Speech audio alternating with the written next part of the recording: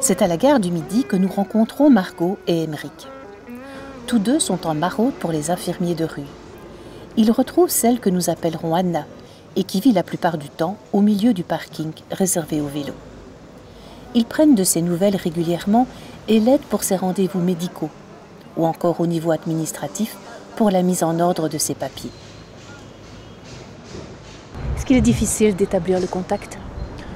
Ça dépend, un peu comme avec tout le monde. Parfois oui, il y a des gens qui ne veulent pas du tout nous voir et donc dans ces cas-là, on s'en va. On n'est pas là pour forcer les gens à nous voir ou à passer un moment qu'ils n'auraient pas envie de passer.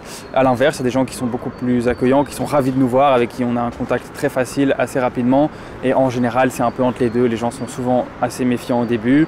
Et puis après, au fur et à mesure qu'on vient, parce qu'une fois qu'on a décidé de suivre quelqu'un, on le fait dans la durée. Donc on suit la personne semaine après semaine jusqu'à ce qu'on essaye soit en logement. Et du coup, en général, le contact s'améliore avec le temps jusqu'au jour où il est plutôt bon. On va à la recherche des personnes qu'on considère comme étant les plus vulnérables. Ça veut dire pour nous que ce sont des gens qui sont en général plutôt isolés, qui cumulent différentes problématiques de santé, santé mentale, santé physique. Et donc, il y a vraiment un public qui est le plus dur, en fait, le plus difficile à réintégrer socialement, parce que très souvent aussi, il se trouve déjà depuis plusieurs années, en fait, en rue. Et si je dis plusieurs années, ça peut être 2 ans, 3 ans, 5 ans, 10 ans, 15 ans parfois, et plus. Donc, ce sont vraiment des gens qui ont déjà pris beaucoup de distance, en fait, par rapport à la société.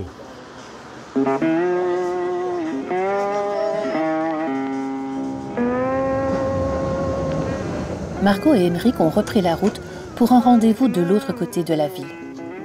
Mais arrivé sur place, il n'y a personne. Et comme souvent, l'attente commence. Il y a des gens qu'on trouve facilement parce qu'ils sont toujours au même endroit. Il y a des gens qu'on a du mal à trouver, qu'on doit beaucoup chercher. Donc ça, c'est vrai que ça constitue quand même une problématique à laquelle on est confronté toutes les semaines. Je dirais qu'on a tous les travailleurs ont au moins une maraude par semaine où en fait ils cherchent sans trouver. Ça fait partie, disons, du travail. Et sinon, on est confronté à des problématiques de consommation, de santé mentale, avec lesquelles il faut traiter, avec lesquelles il faut travailler, qui parfois complexifient notre travail. Mais voilà, ça en fait partie aussi. Moi, pour jouer ou pas, si je fume ça, Il faut l'esprit clair. Déjà, ça me donne... Fondée en 2005, l'ASBL Infirmiers de rue est active sur Bruxelles et sur Liège. Au fil des années, l'association s'est bien développée et compte rien qu'à Bruxelles une 50aine d'employés. Là, on a commencé comme infirmier, infirmière et en faisant des soins tout simplement, en fait.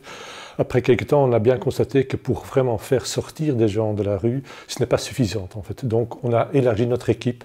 On est devenu pluridisciplinaire avec une approche holistique, en fait. Et donc, il y a des assistants sociaux, des travailleurs sociaux, un psychologue, un médecin, etc., qui se sont ajoutés à l'équipe. Est-ce qu'il y a des étapes pour sortir de la rue, justement, à franchir? Oui, tout à fait, parce que c'est malheureusement pas si simple que de juste trouver un logement et de prendre une personne et de le mettre là-dedans. C'est tout un processus, en fait, qu'il faut être mis en place. Donc ça commence à gagner la confiance. Ce sont nos équipes en rue, en fait, qui ont ce travail à faire. C'est de vraiment entrer en contact avec les personnes, identifier les besoins, les problématiques. Et justement ce travail de patience, de gagner cette confiance de ces personnes-là. Puis de mettre en place toutes les démarches à faire, aussi bien au niveau d'hygiène, santé, mais aussi sociale, comme je disais. Et puis, une fois qu'on estime que les personnes sont prêtes ou qu'ils expriment qu'ils sont prêts pour rentrer en logement, on va leur proposer le logement pour lesquels ils vont devoir payer leur propre loyer, en fait, ce qui est important dans le processus.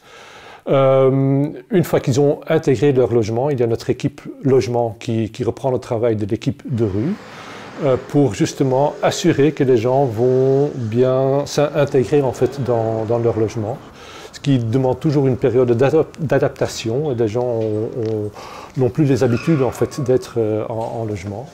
Et puis, une fois qu'on considère que les personnes sont plutôt stabilisées dans leur logement, il y a notre équipe MyWay qui reprend le travail et qui est un peu la phase de vraiment intégration sociale dans le quartier, dans un nouveau environnement, et de vraiment travailler le social et la solitude, qui est très souvent un grand problème en fait, pour les personnes.